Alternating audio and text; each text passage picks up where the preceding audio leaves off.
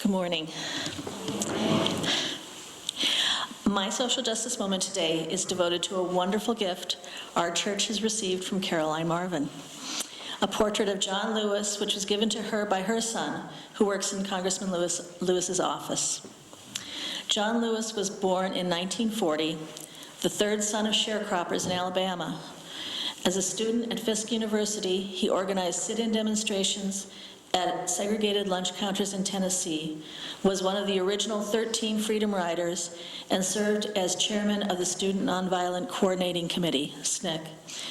By 1963, John Lewis was dubbed one of the Big Six leaders of the Civil Rights Movement.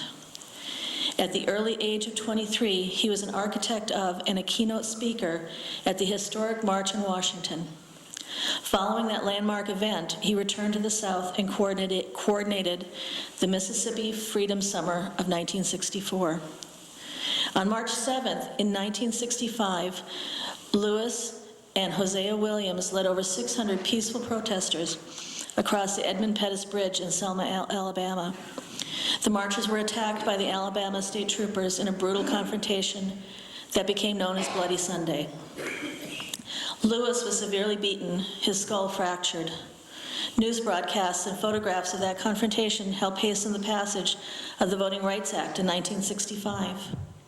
If you look at the picture on the front of your order of service, you will see John Lewis on the far right with King on March 21st, when 25,000 marched from Selma to Montgomery, protected this time by the federalized Alabama National Guard. One of those marchers was our own Grace Lindquist. John Lewis has dedicated his life to protecting human rights, securing civil liberties, and building what he calls the beloved community in America. He lives in Atlanta, Georgia, and serves as congressional representative since 1987. We'd like to show you a brief video now. For context, this is a Christmas greeting that Caroline received from John Lewis, but his wishes are extended to our congregation as well. Hello, Dr. Marvin. I want to wish a Merry Christmas and a belated Happy Birthday. Also want to congratulate you on your work at the Church Unitarian Church celebrating their 50th anniversary of the Selma March. I know your father, Reverend Marvin, will be pleased to know that you're carrying on his good work. Continue. Never give up. Never give in. Keep the faith. So I say with love, hope, and the philosophy and the discipline of nonviolence. Thank you for all that you will continue to do. Caroline, thank you for your gift. And thank you for sharing your passion with us. I have so appreciated traveling the twisty, bumpy path towards beloved community with you. I know how much it has enriched my life. John Lewis said, I met Rosa Parks when I was 17. I met Dr. Martin Luther King when I was 18. These two individuals inspired me to find a way to get in the way, to get in trouble. So I got in good trouble, necessary trouble. I hope this portrait will be a reminder for us to get into some good, necessary trouble. And right now, Lynn, our lead deacon, and Caroline will show us the portrait.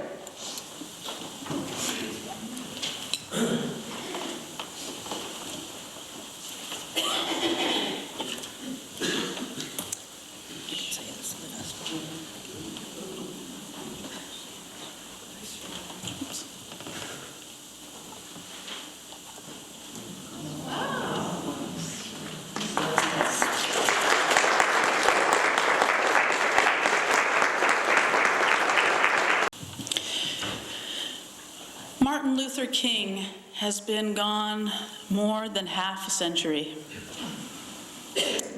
Each year on this weekend, houses of worship across this country, including this one, honor his legacy. Last year, we focused on King as a radical the forgotten king in many ways. We focused on King as a great man who cared as much about the evils of militarism and poverty as he did about the evil of racism. And of course, these three things, racism, militarism, and poverty, are closely intertwined. King was prescient. His eloquent words are strikingly relevant a half a century later. And that's a testament to him in many, many ways, but it's also a conviction of the rest of us.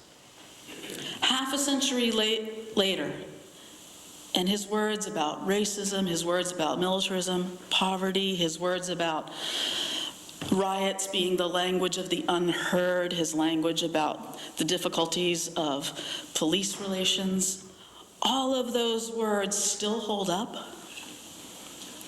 What have we been doing for the past 52 years? In 2010, I heard Winona LaDuke, who's an environmentalist, writer, and Ojibwe Nation activist. I heard her deliver the Ware Lecture at the Unitarian Universalist General Assembly. And LaDuke gave a great talk. One thing that sticks with me is how she poked fun at what she called talking about. LaDuke said, you know what? Talk is cheap. You can talk about talking about it. She said, that's a big joke in my household. Oh, they want to talk about talking about it.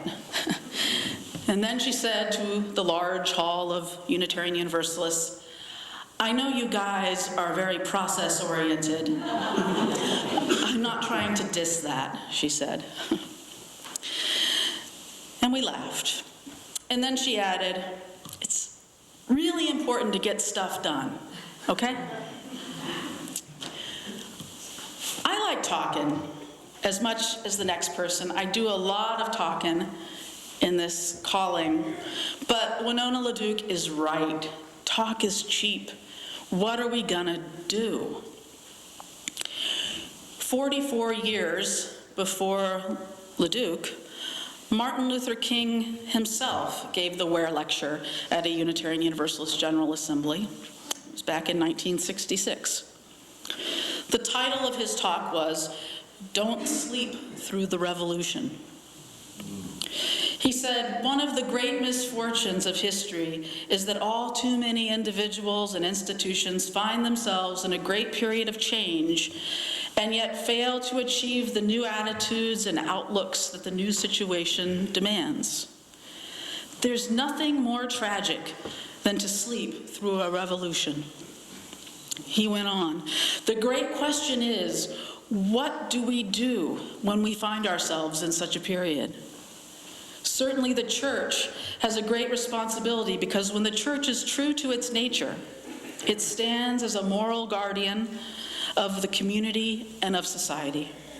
It has always been the role of the church to broaden horizons, to challenge the status quo, and to question and break mores if necessary. One thing, he said, that the church must do to remain awake through this revolution is to move out into the arena of social action.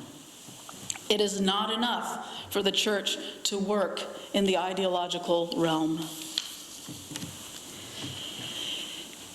In many ways, Unitarian Universalists have a respectable, even a proud tradition of doing work in the arena, taking action for social justice. In addition to our great love of talking about. We have been at our best, ready and willing to get into this good trouble, as we heard John Lewis call it. And so this morning I ask, when is the last time you got into good trouble?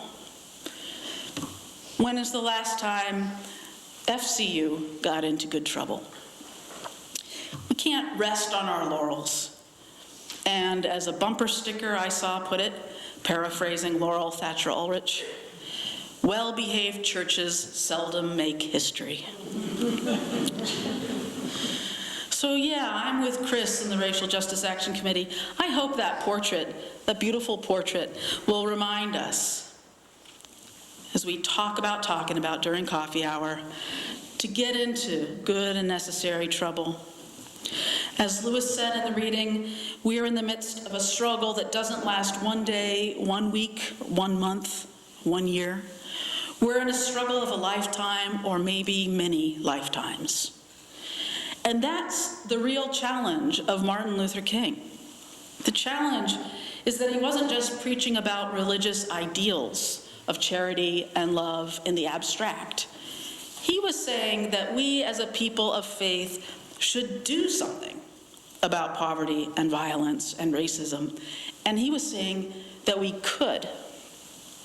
King said that there was nothing other than short-sightedness and a lack of social vision to keep us from building what he called the beloved community. It seems challenging for a church our size to think about doing social justice work. After all, it takes a lot of volunteers just to keep us running. And next week, we're going to talk again about an internal issue of how to better care for each other as we age. And there's lots we can do to minister to each other and care for each other within these walls. And it's important. But we don't get to do either or. We're here for each other and to grow in spirit within these walls, but we have to work for a better world beyond these walls, too.